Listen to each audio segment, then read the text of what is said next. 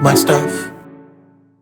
Hello and welcome back to this 5th adaptation of How I Make My Stuff. I am this guy John, also known as That Guy John on my main channel, and welcome back. I've been here the whole time. It hasn't been like 9 months or anything.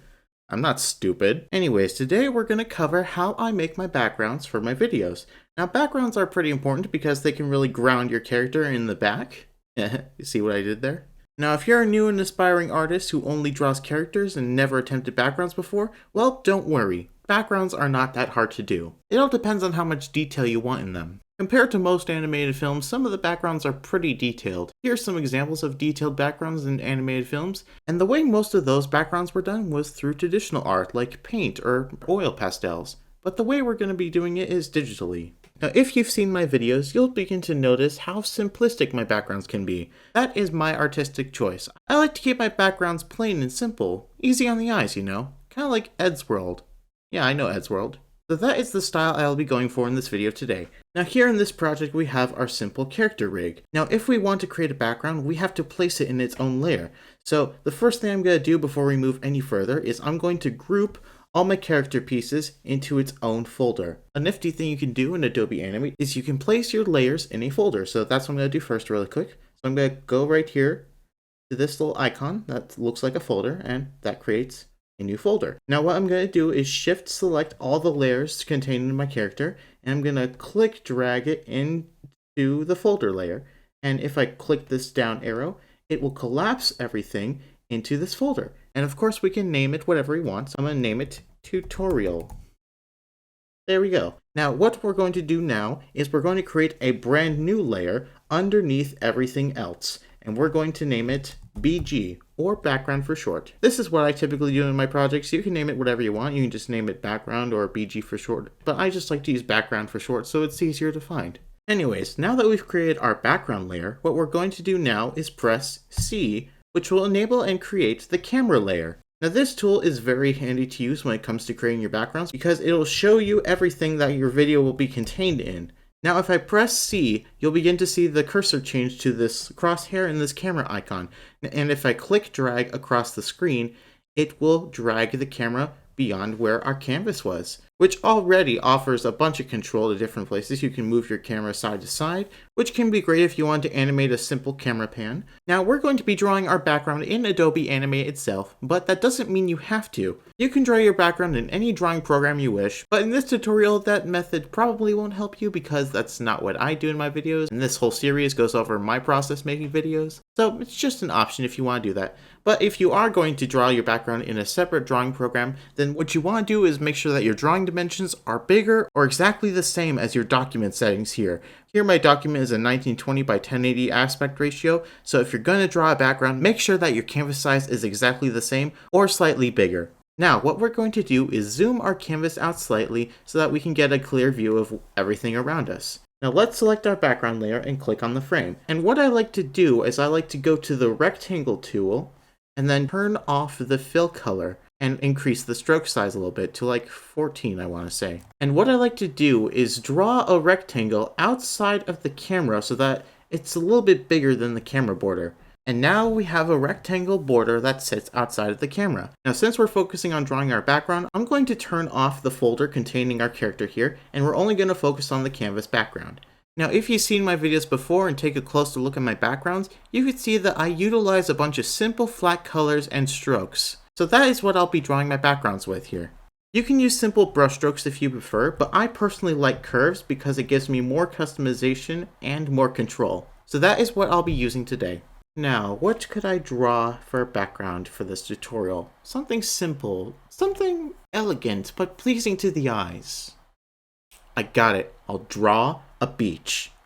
Everyone likes the beach. Alright, just move things around so it's easier to see. Alright, now if we're going to draw a beach, we're going to need to know what our beach is going to look like. So what I typically do when drawing backgrounds is I like to sketch what my background will look like. Now this will be water. So this will be like the shoreline, and this will be the sand. Now that I've chicken scratched where I want my background elements to be, I can begin envisioning other details, like things I want to add in the background. Like maybe I want to add ripples to the water, or maybe I want to add a nice little umbrella, nice little beach umbrella, and and towel. And screw it, maybe a simple little beach ball. Alright, now that our sketch is complete, what we can do now is go to frame 2 and then create a blank new keyframe. And what we're going to do next is enable onion skinning. Now we can see our sketch. So I'm going to create another border, and now using our sketch as reference, we can now begin drawing the strokes of where we want our elements to be. This is where the water will be, and this is where the sand will be. And you can preview what it will look like without the sketch by just turning off onion skinning. Alright, going back to the sketch, we can now begin adding the small minute details that we envisioned before. So example, I'm going to draw more ripples to the water, like so. And I'm going to zoom in here and add details to the sand using the brush tool. What? You're not using the stroke tool? I know, crazy, right? But this is what we do to add details to backgrounds. You experiment, you iterate your tools. You make small details just to add a little life to the project. Remember, this is your world. You get to decide how many ripples you want in your sand. Remember, we don't make mistakes, just happy accidents. Just like my YouTube channel. Alright, now that we've finished adding the curves and blocking out the basic shapes of our background, we can now focus on other details like the beach umbrella and the towel and the beach ball. And I like to focus on these little details by using the line tool. Now if I just click on the line tool right here, I can now begin drawing line curves similar to the pencil tool. And just like these curves, I can manipulate them until they look right. I can use lines to make other things too, like this beach umbrella. I can manipulate the curves until it looks just right. Now here's where we begin to run into a problem. I want to draw a line through this umbrella, but I want the line to end halfway through. How do I do that? Well, you can take the eraser tool and erase your line, and there you go. And if you press the selection tool, you can select the line that intersects with the other point, and then press delete. And there you go. Now for our beach ball, what I'm going to do is I'm going to press the oval tool, and here I'm going to delete the color and scale and position the circle to wherever I want it to. And since it's a circle, I can select it and copy it and paste it in place and scale it down so I can keep the details consistent. And with the line tool, I can also combine it with the lines that intersect and manipulate them until it looks like what I want. There we go. That is a good looking beach ball. Alright, step 1 of our background is complete, and now we can turn off our sketch layer. Alright, at this stage you can probably erase your sketch layer, but it's up to you if you want to delete it or not. Around this part of the process, I usually delete my sketch layer, but you don't have to. Alright, now we move on to the bread and butter of the backgrounds. The colors. Now, when it comes to colors, you have to be very careful, because if it's too vibrant, it can be distracting.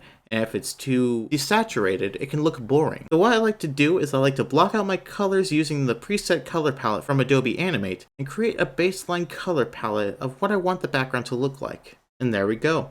And something else I like to do is I like to give my outlines a little bit of color or a little bit of saturation, if you hear me out. Now this is by artistic choice, so you don't have to do this, but it's just something I find visually appealing. So you can do it if you want, but you don't have to. Alright, it's looking good.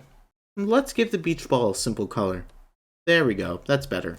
Alright, now comes the stage where we add more details to our colors, otherwise known as shading. Now for my style of background, you don't have to add too much shading to make it look good, but if you do want to add shading, I strongly encourage you to not overthink it too much. This will be the background in which your character will be placed in, so you don't have to think about adding too much detail to it, because if you do, it'll take too much attention away from your main character, so we don't want to add too much detail to our background. So what we're going to do is we're going to add a little shadow to our objects here. What I plan to do is add a little shadow underneath the umbrella and underneath the beach ball, and screw it, I'll add a few highlights to the water too. Now we're still going to use the paintbrush tool here, so what I'm going to do now is change the paintbrush to a really saturated color, one that's easy to notice, like green or blue, and I'm going to change the stroke size down to the smallest size possible.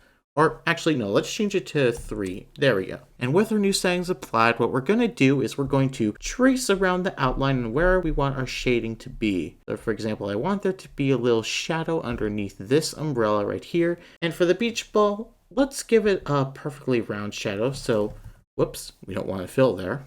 Let's just delete that fill. And with our same settings applied, we can draw an oval underneath the beach ball here. And there we go. That's more of a realistic looking shade for the beach ball. In fact, let's do the same shape right here. There we go, much better. And with our current settings selected, let's go ahead and add those highlights I mentioned earlier. There we go, nice and easy. Now with our color selected, what I like to do is click on the color wheel and then just drop things down a little bit, and then tweak the green settings to just a little bit to the left, just to add a little red shading to our shadows. And now what we can do is fill in the spaces we've drawn. And now we can apply the same process to our water. So eyedropper that, fiddle around with the color settings right here. Now what we can do is fill the spaces in between the green spots, and our shading is complete.